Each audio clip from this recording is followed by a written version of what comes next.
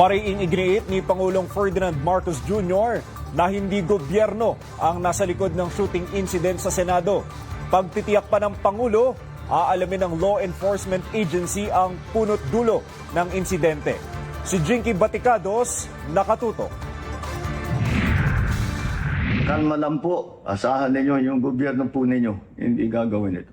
Ito ang mariing inihayag ng Pangulong Ferdinand Marcos Jr. kasabay ng pagsasabing siya mismo ang tumawag sa Philippine National Police Chief at National Bureau of Investigation Director upang alamin kung ano ang nangyari sa Senado kasunod ng mga pagpapaputok ng baril kagabi sa gusali ng mataas na kapulungan. Ayon sa Pangulo, mahigit 2 oras niyang minonitor ang sitwasyon.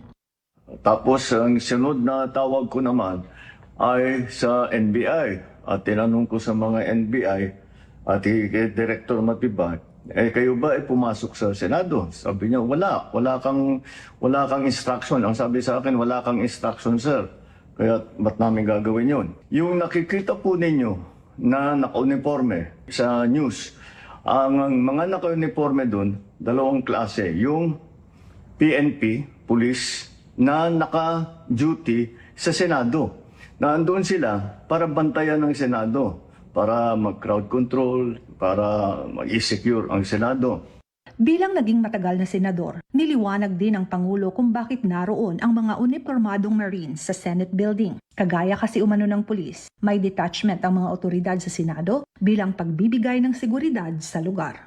Yung isa pang nakita ninyong grupo na kasibilyan at may hawak na mga mahaba, mga usayon, yun naman sa Sergeant at Arms ng Senado. So lahat ng nakikita ninyong naka-uniforme o naka-armado ay nandun, ay tiga doon. Nandun sila talaga, doon sila nagjo-duty. Nung Supreme Court, mga alas 4 yung kaninang hapon, ay sinabi ko, umalis na kayo dyan. Dagdag pa ng Commander-in-Chief, agarang sumunod ang NBI matapos kausapin ng Pangulo si NBI Chief Director Matibag. Kaya naman tinitiyak nila na walang NBI sa Senado ng mga panahong nangyari ang insidente ng pamamaril. Kaya naman mismo ang Pangulo ang nagpahayag na kasama ang buong puwersa ng mga otoridad. Aalamin kung ano nga ba talaga ang nangyari at nauwi sa pagpapaputok ng baril sa mataas na kapulungan ng Kongreso. Nag-agree kami. We agree that the thing to do now is to tell our people all to calm down. And we will get to the bottom of this. Alamin natin kung sino ang gumawa nitong gulo na ito. Kailangan po natin malaman yan. Kaya mag-iimbestiga sabay ang Senado at saka ang PNP tungkol dito. Masasabi ko lang at para hindi po mag-alala ang taong bayan, hindi po gobyerno ang gumawa nito.